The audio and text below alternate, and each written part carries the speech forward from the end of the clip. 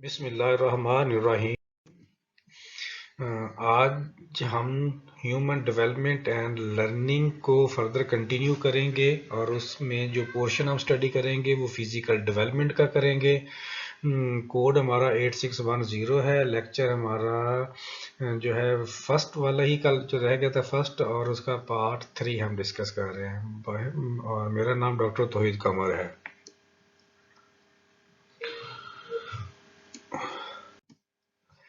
What is physical development? Refer to a process which bring progressive change in the external as well as an internal organs। Physical development में आपके पास जो आपकी body के दो तरह के ऑर्गन्स हैं, एक आपके पास एक्सटर्नल ऑर्गन्स हैं और दूसरे आपके पास इंटरनल ऑर्गन्स हैं। दोनों ही ऑर्गन्स में प्रोग्रेसिव चेंज का आना फिजिकल डेवलपमेंट कहलाता है। फिजिकल डेवलपमेंट या physical growth from birth to adulthood. Physical development या फिजिकल ग्रोथ बर्थ से स्टार्ट होती है और अडल्टहुड तक कंटिन्यू करती है। ये आप लोगों को एक सेल नजर आ रहा है, जेनेटिक सेल ABC कहा हुआ है। बायोलॉजी के लोग इसको ज्यादा बेहतर तरीके से एक्सप्लेन कर सकते हैं। एक्चुअली आपके पास जो ये सेल होता है, साफ ज़ाहिर है कि आपके पास सेल में क्रोमोसोम्स में आपके पास जीन्स होते हैं, और आपके पास इसी तरह उसके अंदर प्रोटीन, DNA और RNA ये सारा प्रोसेस होता है। मियोसिस और माइटोसिस इन जनरल मैं आप लोगों को बता रहा हूँ। और मियोसिस में जैसे आपके पास जो है पेरेंट्स जो हैं उनके मिलने से जो है एक नई नस्ल मार से वजूद में आती है। पहले वो एक सेल पर मुश्तमिल होती है और इस तरह से चलते चलते जो है वो उसका मल्टी सेल पर वो कन्वर्ट होती जाती है, फिर एक पूरा एक ह्यूमन बन जाता है, फिर वो दुनिया में डिलीवर होता है और इस तरह से एक सिलसिला चलता है। हम ABC जेनेटिक सेल स्ट्रक्चर की बात कर रहे थे।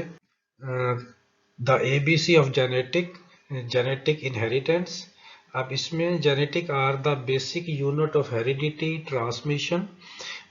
अभी आप लोगों ने भी यही बात की। Chromosomes comprise of a series of protein called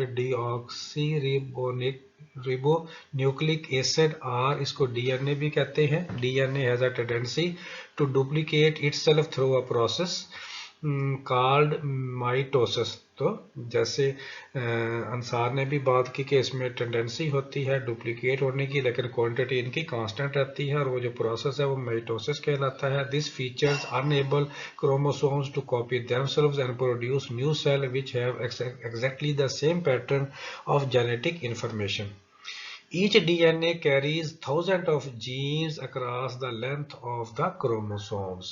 तो ये बर्क 2013 में जेनेटिक इनहेरिटेंस के बारे में ये स्लाइड में जो शो हो रहा है उसके बारे में बताया।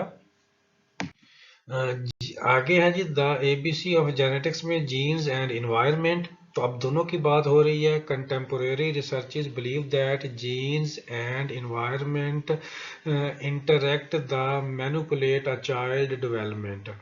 अब जीन्स आपके पास बच्चे की नेचर कहलाएगी और इन्वायरमेंट बच्चे का नर्चर कहलाएगा। ये दोनों जब आपस में इंटरैक्ट करते हैं तो बच्चे की डेवलपमेंट होती है। This is because they often influence and get influenced from each other to from pattern of development. और ये दोनों असरअंदाज होते हैं अक्सर, और अक्सर एक दूसरे से असरअंदाज हो रहे होते हैं और मिलकर डेवलपमेंट का पैटर्न फॉर्म करते हैं। On the other hand, environment may also have a critical impact on genetic factors. For example, certain behavioral traits such as cognitive abilities etc. change dramatically under sportive unsportive condition। कोई किसी भी तरह के condition हो, चाहे वो sportive condition हो या फिर वो अनस्पोर्टिव कंडीशन हो, तो आपके पास सर्टन बिहेवियरल ट्रेट्स जैसे कॉग्निटिव एबिलिटीज हैं वो इसमें ड्रामेटिकली चेंज आ रही होती हैं। करेक्टरिस्टिक्स अब हम बात करेंगे और फिजिकल डेवलपमेंट के हवाले से। Physical development is a very rapid during infancy. शुरू के जो 2 साल होते हैं उसमें फिजिकल डेवलपमेंट बहुत तेजी से हो रही होती है।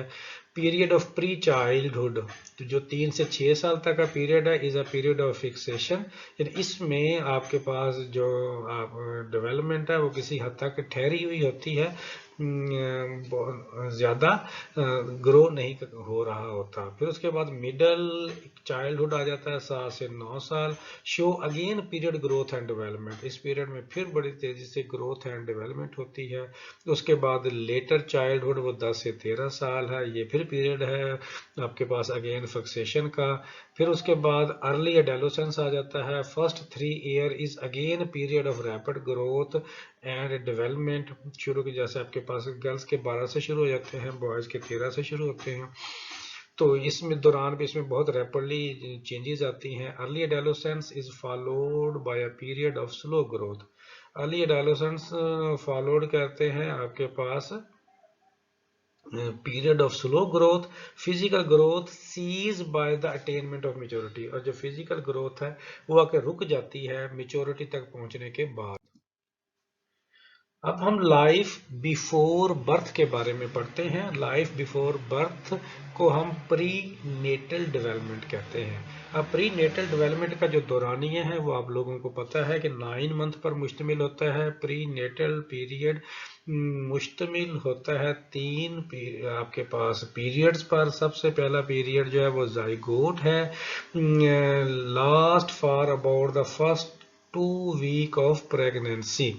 तो आपके पास ये फर्स्ट 2 वीक ऑफ प्रेगनेंसी तक इसका ये जाइगोट का पीरियड जो है वो रहता है। जाइगोट जब सबसे पहला सेल जो है वो ह्यूमन बॉडी में डेवलप होना शुरू होता है तो उसे हम जाइगोट कहते हैं। उसके बाद के आपके पास सेल को हम एम्ब्रियो कहते हैं। एम्ब्रियो क्या करता है, marks the beginning of the 3rd week and last until the end of the 2nd month of the pregnancy. और ये 3rd वीक के से स्टार्ट होता है और आपके पास लास्ट मंथ आप and the 2nd month of the pregnancy तक कंटिन्यू करते हैं ये स्टेट। उसके बाद फेटस है। फेटस सबसे लॉन्गेस्ट पीरियड है, prenatal period, which start from the 9th week and last till birth. आपके पास प्री नेटल पीरियड जो है ये कब स्टार्ट होता है, 9th वीक में स्टार्ट हो जाता है और कब तक रहता है, टिल बर्थ तक ये पीरियड रहता है। It is characterized by immense physical growth and finishing. इस दौरान जो है बहुत है इमेंस फिजिकल ग्रोथ और फिनिशिंग होती है। अब हम पढ़ते हैं इन्वायरमेंटल रिस्क है टेराटोजन। अब टेराटोजन की टर्म को भी हम अंडरस्टैंड करते हैं कि ये क्या होती है। पहले हम इन्वायरमेंटल रिस्क की बात कर लें। Environmental risk many interfere with the prenatal development. Prenatal development में इन्वायरमेंटल फैक्टर भी बहुत ज़्यादा असरअंदाज होता है। मैंने लास्ट टाइम भी अपनी स्लाइड में कहा था कि जो मदर है उसको एक आइडियल सा, फ्रेंडली सा, नॉर्मल प्लेजेंट इन्वायरमेंट देना बहुत ज़रूरी होता है, क्योंकि वो इन्वायरमेंट मदर के साथ साथ बच्चे के ऊपर भी असरअंदाज हो रहा होता है। तो यह इस स्लाइड में वही खदशात ज़ाहिर किए गए हैं कि अगर इन्वायरमेंट फ्रेंडली ना हो मदर के लिए तो फिर इन्वायरमेंटल रिस्क बच्चे के ऊपर असरअंदाज हो सकता है। जैसे मिसाल के तौर पर illegal medicine intake by mother. कोई ऐसी मेडिसिन है जो मदर को तो ज़रूरत है लेने की और उसकी तबीयत ठीक नहीं है और उसको ज़रूरत है, लेकिन वो मेडिसिन का जो रिएक्शन है वो बेबी की हेल्थ के ऊपर हो सकता है। तो डॉक्टर जो है इसलिए जब भी कोई फीमेल इस कंडीशन में आती हैं तो उनको डॉक्टर ये हदायत करते हैं कि जब भी आपका कोई इशू हो तो आपने पहले गायनेकोलॉजिस्ट से कंसल्ट करना है ताकि वो आपको रिकमेंड करे कि आपने कौन सी मेडिसिन लेनी है और कौन सी मेडिसिन नहीं लेनी। क्योंकि सम टाइम इसका मदर जो है वो बहुत ज़्यादा जो है वो भी पे भी करती है, कीमत भी पे करती है। मेरा एक कोलीग है, उसकी मिसिस की इसी तरह पिछले दिनों जो है वो डेथ हो गई। यंग से थे दोनों कपल, अभी एक बेबी पहले उनका हुआ था तो दूसरा अभी इन प्रोसेस था, 8th मंथ था उनका और उसको टेम्परेचर हो गया और टेम्परेचर ना उतर रहा हो तो वो डॉक्टर्स के पास लेके गए तो डॉक्टर्स ने यही कहा कि हम इसकी ट्रीटमेंट नहीं कर सकते, ये टेम्परेचर अपने टाइम पे खुद ही उतरेगा और इसको जो भी जनरल तरीके से जो इसकी ट्रीटमेंट आपके पास प्रिकॉशंस हैं वही करें और इसका बुखार वैसे तोड़ने की कोशिश करें। अगर हम मेडिसिन देते हैं तो बच्चा अफेक्ट हो जाएगा। तो वो मेडिसिन ना देने की वजह से पता नहीं बुखार के साथ और क्या इंटर्न उसका कोई प्रॉब्लम था कि वो इतनी सीरियस हो गई कि उसके बाद वो एक्सपायर हो गई। तो वो बड़ा ही एक सैड सा मोमेंट था। इस एज में अभी जब इंसान अभी खुशियां देखने वाले स्टेजेस पे होता है और उस गम आ जाए और कपल का ब्रेक हो जाना, और ख़ास तौर पे एक आध बेबी भी घर के अंदर हो, तो फैमिली सारी जो है उसका बस काफ़ी हद तक जो है वो डिस्टर्ब हो जाती है। तो ये इस तरह की समटाइम एग्जांपल जो है वो भी मैंने तो अपने प्रैक्टिकली आया है। ये कुछ ही दिनों पहले की बात है जो मैंने अपना एक्सपीरियंस आप लोगों के साथ शेयर किया है। बल वही है कि बल मेडिसिन जो है वो जो भी देनी आती है वो बड़े ख्याल से देनी आती है। इलीगल मेडिसिन जो है वो मदर को नहीं दी जा सकती। इस तरह टोबैको, अल्कोहल और कैफीन जो है अक्सर लोग नशा करते हैं। हम तो इधर अपने मुस्लिम कंट्री में बैठे हैं ना, तो हमारा और हमारी जो फीमेल हैं उनके बारे में तो ये तस्वर ही बहुत कम होता है कि वो सिगरेट नोशी करती होंगी या शराब पीती होंगी। दूसरे नशों के बाद की बात है, कोई कोई आपको पर्सन फीमेल में नज़र आता है। तो अब तो खैर स्मोकिंग करने वाले तो स्टूडेंट्स में फीमेल का जो रेशियो है वो भी काफ़ी बढ़ती जा रही है। बहरहाल फीमेल के हवाले से जब वो इस तरह के यूज़ करेंगी आपके पास नशावर चीज़ें, तो उसका इफेक्ट जो है वो मदर के साथ साथ बेबी के ऊपर भी होगा। तो वो कहते हैं कि इस तरह की चीज़ें जो है ये भी बच्चे की हेल्थ के ऊपर बहुत ज़्यादा असरअंदाज होती हैं। इन्वायरमेंटल पोल्यूशन, वो कहते हैं साफ़ हवा होनी चाहिए। अब वो जो इधर के हुंजा वैली के जो लोग हैं ना, वहाँ कहते हैं कि जो बुजुर्ग होते हैं वो 100-100 साल उनकी एज हो जाती है, लेकिन वो ठीक ठाक चलते फिरते हैं। वजह क्या है कि वहाँ की एयर पोल्यूट नहीं है और वहाँ का पानी जो है उसे मिनी आबे जमजम कहते हैं। तो इस वजह से वहाँ के लोग जो है उनको दोनों तरह के पीने के लिए पानी और रहने के लिए साफ हवा दोनों ही साफ सुथरे मिलते हैं, इसलिए उन लोगों की हेल्थ बहुत अच्छी है। तो अगर अगर हम पोल्यूटेड एरिया में रहें, जैसे इंडस्ट्रियल एरिया होता है किसी शहर के नज़दीक, वहाँ बहुत पोल्यूशन होती है, तो वो इन्वायरमेंट भी जो है, पोल्यूटेड इन्वायरमेंट जो है वो भी बच्चे के ऊपर बहुत ज़्यादा असरअंदाज होता है। Exposure to radiation and toxin, इसी तरह रेडिएशंस का और टॉक्सन्स का भी जो है वो एक्सपोजर होना या असर जो है वो इन चीज़ों का भी मदर के ऊपर होता है। फिजिकल हार्म, फिजिकली अगर हम टॉर्चर करते हैं फीमेल को तो उसका भी जो है असर होता है मदर के साथ साथ बेबी के ऊपर भी। It is important for expectant parent to evaluate and minimize the possible, ये जितने भी ऊपर हम चीज़ें पढ़ रहे हैं वो कहते हैं कि ये ज़रूरी है कि एक्सपेक्टिंग पेरेंट्स जो हैं, जो पेरेंट्स बनने जा रहे हैं, वो इन तमाम पॉसिबल फैक्टर्स जो असरअंदाज हो सकते हैं इन्वायरमेंटल फैक्टर्स माँ और बच्चे के ऊपर, इनको मिनिमाइज करना चाहिए। Exposure to teratogen in order to ensure the safety of their unborn child, तो साफ ज़ाहिर जितना आप जो है टेराटोजन से चीज़ों से अवॉइड करेंगे उतना अनबॉर्न बेबी जो है, चाइल्ड है, वो सेफ एरिया में सेफ लाइफ दुनिया में डिलीवर करेगा। फिजिकल डेवलपमेंट इन चाइल्डहुड, अब हम फिजिकल डेवलपमेंट पढ़ते हैं चाइल्डहुड में, यानी बच्चा दुनिया में आ गया है, वो प्रीनेटल स्टेज उसकी कंप्लीट हो गई है। अब उसमें क्या है, चेंज इन बॉडी साइज। तो आप देखते हैं जैसे बच्चा दुनिया में आता है तो उसके बाद उसकी बॉडी का साइज जो है वो कंटिन्यूसली चेंज होता जाता है। जैसे जैसे उसकी एज की स्टेजेस बदलती जाते हैं उसकी बॉडी का साइज भी चेंज होता जाता है। Changes in a body proportion, अब उसके जो बॉडी की प्रोपोर्शन है चेंजेस की वो दो तरह से होती है, हेड टू टो पैटर्न पे भी होती है, सेंटर टू आउटवर्ड भी होती है। कुछ हमारे बॉडी के parts head to toe pattern में बढ़ रही होती है और कुछ centre to outside path के ऊपर जो है वो बढ़ रहे होते हैं।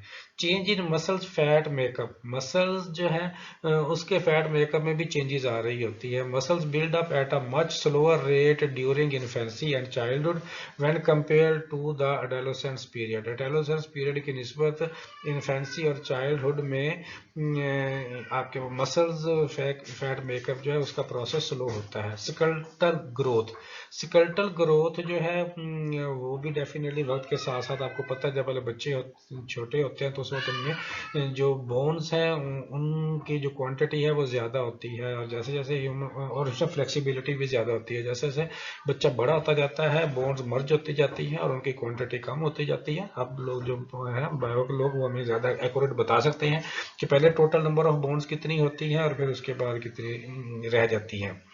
और फिर वो ज़्यादा वो हार्ड भी होती जाती है। Changes in grass and fine motor skills, fine motor और ग्रास मोटर, ये मैंने आपको कल भी डिस्कस किया था कि जो हमारी बॉडी मूवमेंट है उसको हम मोटर स्किल्स कहते हैं, और जो लाइट मूवमेंट है वो फाइन मोटर कहलाती है, और जो हमारी लार्ज मूवमेंट है वो हमारी ग्रास मोटर कहलाती है। वो भी वक्त के साथ साथ चेंज होती है। शुरू में बच्चे का बैलेंस नहीं होता, बच्चे की ग्रिप अच्छी नहीं होती। जैसे मैंने आपको मिसाल दी थी कि टीचर अपना हाथ बेबी के हाथ में दिया और उसे कहा जोर से दबाओ, तो वो जोर से दबाना भी चाहेगा तो बहुत जोर से नहीं दबा सकता, लेकिन फिर भी अगर वो दबा लेता है तो इसका मतलब उसमें नॉर्मल ग्रिपिंग है। और अगर वो भी नहीं दबा सकता तो फिर इसका मतलब उसकी ग्रिपिंग इशू है। और इससे जैसे बड़ा होता जाएगा फिर अपना हाथ किसी बड़े के हाथ में दे तो फिर वो आपकी चीखें भी निकलवा सकता है। इसी तरह से जो है आप बच्चा जो आप छोटे बच्चे के सर पे कॉपी रख के उसे कैट वॉक करवाएं पाँव के साथ पाँव मिला के, तो वो अक्सर गिरने की कोशिश करेगा लेफ्ट या राइट की तरफ, या उसकी बुक पे सर पे बुक या कोई इस तरह की चीज़ जो आपने ठहराई है वो नहीं ठहरेगी। लेकिन अगर बड़ा ये प्रैक्टिस करेगा तो कुछ ही दिनों के बाद है वो काफ़ी सारी चीज़ें सर पे रख के और जैसे वो चलना चाहे वो चल सकता है, और उसका बॉडी का जो बैलेंस है वो मेंटेन रहता है। तो तवाज़ुन शुरू में कम होता है, बाद में बेहतर होता जाता है। कभी रोही इलाका की सेराई इलाके की खवातीन को देखें, वो सर पे कितने नंबर ऑफ घड़े रख के जो है वो चल रही होती है और इजीली मूव कर रही होती है। Environmental factor in physical development हमारा चल रहा है। उसके बाद आपके पास physical growth is highly dependent on nutritional intake. हमने न्यूट्रिशनल इनटेक के ऊपर कल भी तफसीली बात की थी कि हमारी जो न्यूट्रिशनल इनटेक है वो अगर मुनासिब होगी तो हमारी फिजिकल ग्रोथ जो है वो बहुत अच्छे तरीके से ग्रो करेगी, और अगर न्यूट्रिशनल इनटेक प्रॉपर नहीं होगी तो हमारी फिजिकल ग्रोथ वैसे ही मुतासर होगी। और साफ ज़ाहिर है कि आपके पास इसकी वजह से आपके पास न्यूट्रिशनल इनटेक प्रॉपर होने या ना होने की वजह से हमारी जो फिजिकल एक्टिविटीज़ हैं उनके ऊपर बहुत ज़्यादा असरअंदाज हो वो बहुत ज़्यादा असरअंदाज होती हैं। और इसी तरह से आपके बच्चे को अगर फिजिकल एक्टिविटीज़ के मौके भी दिए जाएं, एक बच्चा जो खेलने कूदने वाला है उसकी भी फिजिकल हेल्थ बहुत अच्छी होगी, और जो बच्चा खेलने कूदने वाला नहीं है तो उसकी फिजिकल हेल्थ का भी इशू रहता है। इसी तरह जो है वो कहता है कि ये जरूरी नहीं है कि बच्चे ने कितना खुराक खाई है, ये जरूरी है कि कितनी सही तरीके वाली खुराक जो है वो खाई है। जितनी प्रॉपर और डाइट बच्चा लेगा, जो उसकी खुराक में बच्चे की रिक्वायरमेंट की ज़रूरत है वो पूरी होगी, तो बच्चा जो है वो सही तरह से ग्रो करेगा। अगर बच्चे को पेट भर के खाना खिला दिया लेकिन right kind of food provide नहीं की, तब भी बच्चे की फिजिकल हेल्थ मुतासर होगी। इसके साथ साथ जो है इस तरह की चीज़ें अब छोटे उम्र में ही बच्चे में पैदा करने लग जाते हैं, जैसे एंजाइटी, फियर, इमोशनल है डेप्रीवेशन, ये भी फिजिकल डेवलपमेंट के ऊपर बहुत ज़्यादा असरअंदाज होती हैं। एंजाइटी देखो ना, आप एक बच्चे को हर वक्त डांटते रहते हैं, खुराते रहते हैं। जैसे देखें एक प्रेशराइज में रखें बच्चे को, रखेंगे बर्डन में, जैसे बच्चों के बैग बच्चों से भी बड़े हैं तो बच्चा एंजाइटी की कैफियत में रहता है, हर वक्त टेंशन में रहता है, टाइम कम होता है, काम मैनेज नहीं कर सकता। इसी तरह हम बच्चे को डराते हैं भूत से, किसी शक्लों से। लोग है अपने इलाके में कोई एक बंदा ऐसा सिंबल के तौर पर लेते हैं कि वो बंदा है वो आ जाएगा, फलां हो जाएगा, या कोई भूत भूतनी चुड़ैल इस तरह की चीज़ों के साथ, तो वो इस तरह की चीज़ें जो है वो भी बच्चे की फिजिकल हेल्थ के ऊपर असरअंदाज होती है।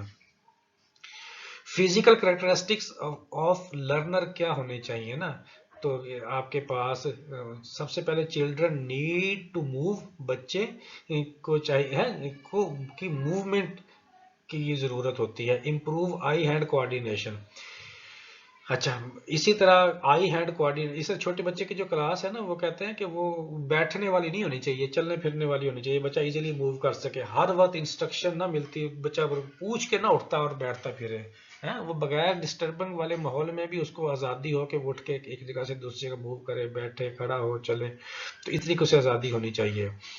आई हैंड कोऑर्डिनेशन बच्चे की जो है वो इम्प्रूव करनी चाहिए वक्त के साथ साथ। Improve body coordination, body coordination जैसे है एक इंसान, हम अक्सर जो है जब थोड़े से गैदरिंग में होते हैं तो हमें सम टाइम लग रहा होता है कि हम अपने हाथ पीछे बांधे, आगे बांधे, ऊपर रखे, नीचे रखे, हम इसी कन्फ्यूजन में होते हैं। हमारे दोनों बाजू पाँव ठीक सीधे हैं या एक पाँव आगे है या पीछे है या कैसे है या स्पोर्ट लेयर, इसी कन्फ्यूजन में चलते रहते हैं। तो इन चीज़ों में भी इम्प्रूवमेंट की ज़रूरत होती है।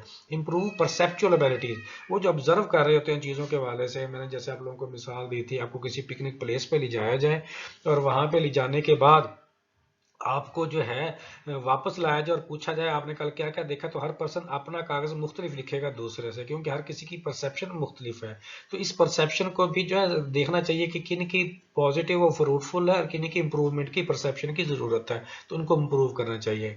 Improve grass and fine motor skills, उसके लिए मुख्तलिफ एक्टिविटीज़ करवानी चाहिए। जैसे मैंने कहा था, है सर पे कोई चीज़ रख के वॉक करवाएं तो आपको पता चलेगा कि ये बच्चे की बैलेंस ठीक हो रहा है वो है। और इसी तरह से ग्रिपिंग जो है उसके हाथ में वो अगर वो मुख्तलिफ इस तरह की चीज़ों की प्रैक्टिस करवाई जाए जिससे उसकी फिंगर्स का कंट्रोल है, थंब का, वो बेहतर हो, तो इस तरह से ग्रास और फाइन मोटर मूवमेंट भी बेहतर हो सकती है। इस तरह की और भी बहुत सारी मिसालें हैं। एक्टिविटीज इन स्कूल, जो स्कूल में एक्टिविटीज करवाने वाली हैं बच्चों को, वो प्री प्राइमरी लेवल पे और एलिमेंट्री लेवल पे, यानी प्री प्राइमरी या प्री स्कूलिंग, जिसे किंडरगार्टन या मोंटेसरी भी कहते हैं। Traditional physical activities for this age level involve, जैसे रनिंग होगी, जंपिंग होगी, बाउंसिंग होगी, स्किपिंग होगी, ड्राइंग होगी, कलरिंग होगी, पेंटिंग होगी, कटिंग होगी, पेस्टिंग होगी, ग्लूइंग होगी, using play dough roller and shape cutters. ये सारी वो एक्टिविटी है जिससे बच्चे की फिजिकल हेल्थ जो है या physical development improvement, physical development होती है। एलिमेंट्री लेवल में क्या क्या करेंगे, introducing health and physical education classes and integrated physical activities in other areas of curriculum. तो साफ ज़ाहिर एलिमेंट्री लेवल बच्चे बड़े होते हैं, उनकी आउटडोर गेम्स और इस तरह की एक्टिविटीज़ पे आपको ज़्यादा तवज्जो देनी पड़ती है, जो कि बच्चे में एनर्जी बहुत ज़्यादा होती है। और उसे भाग के, खिला के, दौड़ा के, जंपिंग करवा के, इस तरह से मुख्तलिफ फिजिकल एक्टिविटीज करवा के उनकी एनर्जी को बैलेंस करवाया जाता है। कौन कौन से फैक्टर्स हैं जो फिजिकल डेवलपमेंट के ऊपर असरअंदाज होते हैं? सबसे पहले हेरिडिटी, वो हमने जैसे पहले भी पढ़ा, और पूरा आप लोगों से जीन्स के बारे में, क्रोमोसोम्स के बारे में, माइटोसिस मीयोसिस के बारे में, डीएनए, प्रोटीन, इस सारी चीज़ों के बारे में एक मुख्तसर सा पिक्चर जानने की कोशिश की। मेजॉरिटी हम मेच्योर हो जाते हैं, लेकिन बर्थ का प्रोसेस मेजॉरिटी लोगों को इसकी अंडरस्टैंडिंग ही नहीं होती कि ये होता है क्यों है, शादी कब है, कपल्स और बच्चे, इस प्रोसेस की हम है शुरू से एजुकेशन जो है, वो जो ओ लेवल ए लेवल के बच्चे पढ़ते हैं वो प्रैक्टिकली अपनी बुक्स में एक एक चीज़ आपके पास इस तरह से पढ़ रहे होते हैं। तो हमारे जो स्टूडेंट है वो एफएससी लेवल पे जाकर जब प्रॉपर बायो पढ़ते हैं तो तब उनको जेनेटिक और आपके पास रिप्रोडक्टिव का प्रोसेस जो है वो उसको पढ़ने को मिलता है। उससे पहले कोई किसी भी तरह से एजुकेटेड बच्चे को भी अंडरस्टैंडिंग नहीं होती, और उस वक्त तक जाके हमारे पास और तरह के नॉलेज हमारे माइंड में आ चुके होते हैं, और हम उन चीज़ों को जो एजुकेशनल पॉइंट ऑफ व्यू से हमारे जहन में नॉलेज होना चाहिए, वो नॉलेज हमारा एंटरटेनमेंट पॉइंट ऑफ व्यू के साथ हमारे जहन में आ चुका होता है। हेरिडिटी के बारे में हम पढ़ चुके हैं, न्यूट्रिशन के बारे में भी हम पढ़ चुके हैं।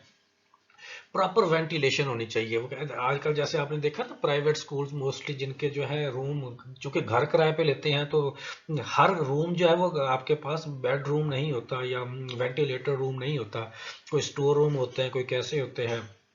तो वहां पे बैठ के जब बच्चा पढ़ेगा तो उसकी हेल्थ मुतासर होगी।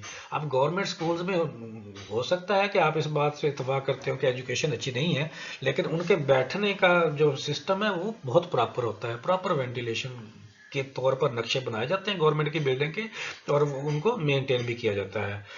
एंडोक्राइन ग्लैंड है, ये एंडोक्राइन ग्लैंड भी उसी से रिलेटेड है, आपके जो है हार्मोन से रिलेटेड है, और हार्मोन जो है ये निकल के आपकी सारी बॉडी में जो है वो मैसेजेस जो है वो कन्वे करते हैं और कंट्रोल करते हैं। क्लास में पूछेंगे मजीद भी कि एंडोक्राइन ग्लैंड के बारे में कोई फर्दर भी एक्सप्लेन करना चाहे, सिंपल सा मैं इसका कंसेप्ट यही दे रहा हूँ, तो इसको आप जो है हार्मोन से रिलेट कर सकते हैं कि हार्मोनल हार्मोन्स है बेसिकली जो है निकलता है बॉडी में से और ब्लड में शामिल होकर जिस्म के बाकी हिस्सों तक पहुँचता है, उसको कंट्रोल करता है, और इससे जिस्म के मुख्तलिफ हिस्सों को कंट्रोल भी किया जाता है और मैसेज भी दिए जाते हैं। फर्टेलिटी भी इसी के जुमरे में आती है, और जिस्म के बाकी आपके पास जैसे थायराइड ग्लैंड्स हो गए, ये सारी चीज़ें इसी के अंदर आती हैं। Prenatal period, prenatal period को हम बड़ी डिटेल से पढ़ चुके हैं। फैमिली बहुत ज़्यादा असरअंदाज करती है। फैमिली मीन पेरेंट्स, पेरेंट्स के पेरेंट्स, बहन भाई, ये सारे इकट्ठे रह रहे होते हैं। तो उनका अगर एनवायरनमेंट फ्रेंडली है, हैप्पी है, अच्छा है, तो डेफिनेटली बच्चे के ऊपर भी उसका अच्छा तासुर पड़ेगा। तो अगर घर में चिक चिक लड़ाई है, गुस्सा, टेंशन है, एक दूसरे से इरिटेशन, तो उसके तरह के असरात भी बच्चे पे पड़ेंगे, क्योंकि बच्चा जो जो आप कहते हैं बच्चा वो नहीं करता, जो आप करते हैं बच्चा वही करता है। इसी तरह से सेक्स डिफरेंस है। सेक्स डिफरेंस का मतलब ये है कि मेल और फीमेल, मेल बच्चों के ऊपर फिजिकल जो है आपके पास और तरह से उसकी फिजिकल डेवलपमेंट होती है, और फीमेल बच्चे के ऊपर जो है उसकी जो फिजिकल डेवलपमेंट है वो और तरह से होती है। साहब जरा आप वो देखें, एक ही तरह के ग्रोह में उसका बॉडी स्ट्रक्चर और तरह से होता है, उसका बॉडी स्ट्रक्चर उससे डिफरेंट होता है। इंटेलिजेंस, इंटेलिजेंस जो है वो आपके पास वो भी फिजिकल डेवलपमेंट के ऊपर असरअंदाज होती है। जो इंसान कहते हैं कि मेंटली बेहतर है वो फिजिकली भी बेहतर होता है, ये कहने की बात है इन जनरल, तो आप इसके किस हद तक इतफाक करते हैं या बता सकते हैं। सोशो इकोनॉमिक स्टेटस, हाँ साहब ज़रा हमारी सारी दुनिया जो है उसका महवर यही है कि हमारे पास अच्छा सा पैसा आ जाए, अच्छा सा घर हो, अच्छी सी शादी हो जाए, अच्छी सी गाड़ी मिल जाए, और लाइफ की आसाइशें हमारे पास, अच्छी सी औलाद हमारी हो जाए। यही थोड़ी थोड़ी चंद ख्वाब ख्वाहिशें होती हैं, उसके बाद फिर बाकी ख्वाहिशें बढ़ती हैं। तो इसका मतलब ये होता है कि ये ख्वाहिशें रखने का मतलब ये है कि हम एक हैप्पी लाइफ गुजारने का सोच रहे हैं। तो सोशो इकोनॉमिक स्टेटस जितना अच्छा होगा उतने आपके साफ ज़रा आप वो चीज़ों को ज़्यादा बेहतर तरीके से अवेल कर सकते हैं जो फिजिकल डेवलपमेंट के लिए ज़रूरी हैं। आप एक्सरसाइज प्रॉपर तरीके से कर सकते हैं, आप जिम का ज्वाइन कर सकते हैं, आप क्लब ज्वाइन कर सकते हैं, आप अपनी डाइट को प्रॉपर तरीके से प्लान कर सकते हैं। वो सारी चीज़ें आपके फाइनेंस के साथ जुड़ी हुई हैं। Educational significance of physical development, physical development influence the total makeup of the individual. Physical आपके पास उसमें वो कैसे है, balanced functioning of the body system depend on the balance physical growth and development. जो बैलेंस फिजिकल ग्रोथ और development है, यहाँ मैंने आपको जैसे पहले भी कहा था, कहीं पे ग्रोथ का वर्ड यूज किया होगा, कहीं पे डेवलपमेंट का यूज किया होगा, कहीं पे दोनों यूज किए होंगे। आप लोगों ने कंफ्यूज नहीं होना, बस ये देख लेना है कि वो सेंटेंस क्वांटिटेटिव शो कर रहा है, वैल्यू शो कर रहा है, या क्वालिटेटिव वैल्यू शो कर रहा है। तो उसी हिसाब से आपने उस सेंटेंस को लेना है। उसके बाद knowledge of the process of physical growth and development help the teacher to achieve the educational process.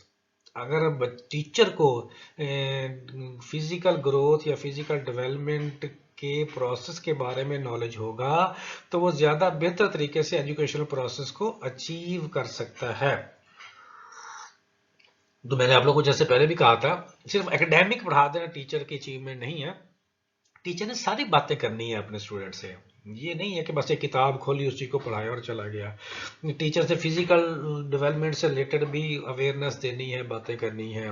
Cognitive, cognitive सिर्फ एकेडमिक है, और फिर तीसरा हमने पढ़ा था सोशो इमोशनल। तो इन तीनों एरिया को साथ लेके चलना, चाहे किसी भी सब्जेक्ट का टीचर हो। हम अक्सर ये देखते हैं कि हमारे यहाँ तासुर ये है कि जो उर्दू का टीचर है उसने लिटरेचर की बात करनी है, जो आपके पास है इसका सोशल साइंस, सोशल का जैसे पाक स्टडी, ज्योग्राफी वगैरह का टीचर है उसी ने जो है वो सिविक एजुकेशन, सोशल साइंसेज की बात करनी है। और जो हमारा इस्लामियत का टीचर है उसी ने मोरालिटी के ऊपर बात करनी है, जबकि ऐसा नहीं है। लेक्चर के साथ साथ 4-5 मिनट हर टीचर की जिम्मेदारी है कि ओवरऑल जो एक इंडिविजुअल की डेवलपमेंट जिन जिन एरियाज में होनी है, तमाम टीचर्स ने उनके ऊपर बात करनी है। Body system decides the interest, attitude and the total behaviour of the individual. जो बॉडी सिस्टम है साफ यही डिसाइड करता है एक इंडिविजुअल का इंटरेस्ट, उसका एटीट्यूड और उसका total behaviour. Study of the pattern of the physical growth and the development help the teacher from knowing what we can expect from the child at a particular age of level. तो study का जो level का pattern है वो यही है कि जो फिजिकल ग्रोथ एंड डेवलपमेंट आपके पास का पैटर्न जो है वो हेल्प करता है दैट है टीचर का जो है, आपके पास टीचर अपने नॉलेज को लेके चलता है कि बच्चे को किस एज पे किस तरह का नॉलेज मैंने देना है। It can help the teacher to arrange the school programme. आप ये वाला जो नॉलेज है ये टीचर को हेल्प करता है कि उसने अपने स्कूल के प्रोग्राम को कैसे प्लान करना है।